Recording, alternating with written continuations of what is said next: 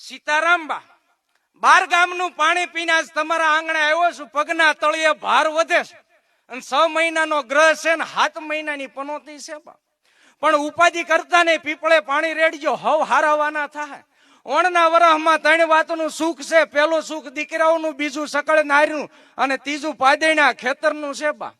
અને ઓણના વરહમાં હોળીના વાવ ઓતરાદા વાયા છે. અષાઢ મહિનો 8 આની છે તો શ્રાવણ મહિનો 16 આની છે બા. અને પાદૈણા ખેતરમાં કપા કરજો, તલ કરજો, ધોળા હોનાના ગાડા ભરાવાના યોગ છે બા. અને પરજાઓને કહેજો રમી સર્કલ જંગલી રમી બલૂન ઉડાડવાની જ્ઞાનથી દૂર રહે, નકર જમીન ઉડાડવાના યોગ જોર કરે બા. અને ખરેખર નવી પેઢીને આમ જો આ 2 હાથ જોડીને વિનંતી કરું, આનાથી આગા રહેજો. હા,